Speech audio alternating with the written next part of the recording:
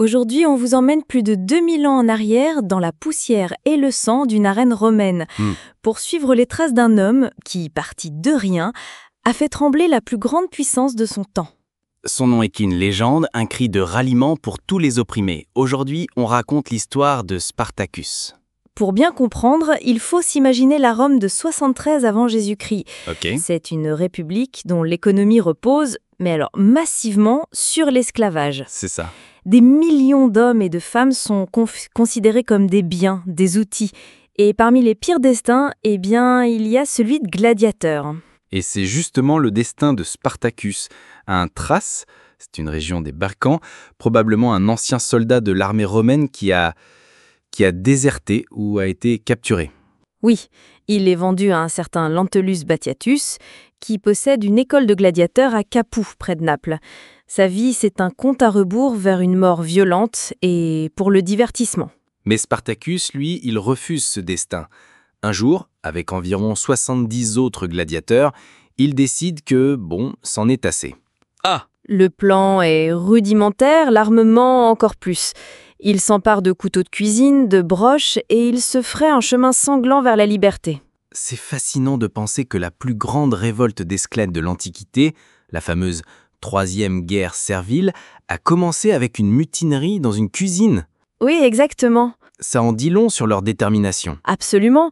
Ce qui aurait pu n'être qu'une simple évasion se transforme en un mouvement d'une ampleur inédite. Waouh! Réfugiés sur les pentes du Vésuve, Spartacus et ses compagnons, les Gaulois Crixus et Eunomaüs, deviennent un symbole d'espoir. Des dizaines de milliers d'esclaves fugitifs, de paysans pauvres, les rejoignent. Et au début, Rome traite l'affaire avec un certain mépris, j'imagine. C'est ça. Ils envoient un prêteur, Gaius Claudius Glaber, avec une milice de 3000 hommes, en pensant mater rapidement ces esclaves insolents. Et c'est là que le gladiateur révèle un génie militaire insoupçonné. Assiégé sur le Vésive, sur un site accessible par un seul sentier que les Romains gardent, Spartacus a une idée de génie. Laquelle? Il fait fabriquer des échelles avec des sarments de vigne. Il descend la falaise avec ses hommes de l'autre côté et prend le camp romain totalement par surprise. C'est une déroute humiliante pour Rome. Et ce n'est que la première d'une longue série de victoires, en fait. Oui? Pendant 2 ans, l'armée de Spartacus, mal équipée mais galvanisée par son chef, met en déroute plusieurs armées romaines, y compris 2 légions consulaires, l'élite quoi. La peur change de camp. C'est le cœur de l'Italie qui est en insurrection. Pour Rome, c'est un cauchemar devenu réalité. Ah oui. La question que tout le monde se pose alors, et que les historiens se posent encore, c'est quel était le but final de Spartacus? C'est vrai, son parcours est déroutant. Oui, Il mène son armée vers le nord, jusqu'aux Alpes, comme s'il voulait permettre à ses hommes de rentrer chez eux, en Gaule ou en Thrace. La voie est libre. Et pourtant, il fait demi-tour. Pourquoi, Chloé? alors les théories sont nombreuses. Peut-être que ces hommes, grisés par les victoires et le pillage, ont refusé de le suivre. Peut-être y avait-il des dissensions internes, comme le suggère la séparation avec son lieutenant Crixus, qui sera vaincu. Ou peut-être, que Spartacus lui-même a commencé à croire qu'il pouvait défier Rome sur son propre terrain. On ne le saura jamais vraiment. Et cette décision, elle scelle son destin.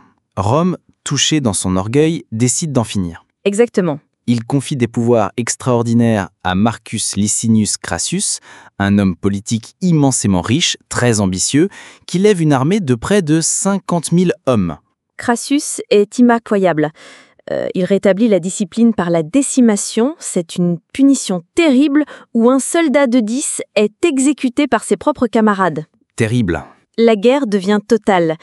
Après des mois de poursuite, la bataille finale a lieu en 71 avant Jésus-Christ, dans le sud de l'Italie.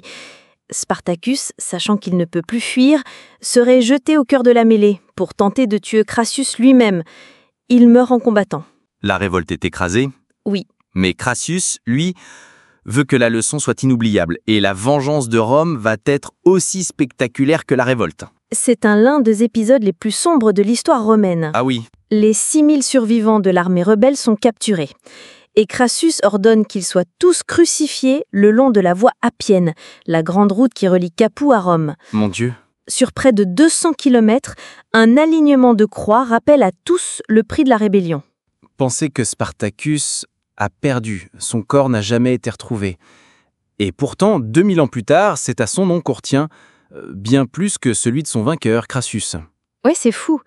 Comment cet homme qui a fini en échec est-il devenu cet symbole universel de la lutte pour la liberté? Parce que son histoire transcende sa défaite. Il a prouvé qu'un esclave, un non-être aux yeux de Rome, pouvait devenir un leader charismatique et un stratège brillant. C'est ça. Il n'a pas renversé la République, non, mais il a incarné l'idée que la dignité humaine n'est pas négociable et que l'esprit de liberté peut survivre même à la plus brutale des répressions. De Karl Marx à Toussaint l'Ouverture en passant par le célèbre film de Stanley Kubrick, chaque époque a réinterprété son combat. Il est passé de l'histoire au mythe, un mythe qui continue à nous inspirer. Et c'est peut-être là sa plus grande victoire. Maintenant, voici une question à laquelle nous aimerions que vous réfléchissiez. L'histoire de Spartacus, c'est celle d'une révolte pour la liberté qui se termine dans un bain de sang. Oui. L'héritage d'un combat se mesure à sa victoire finale ou à la force du symbole qu'il laisse derrière lui.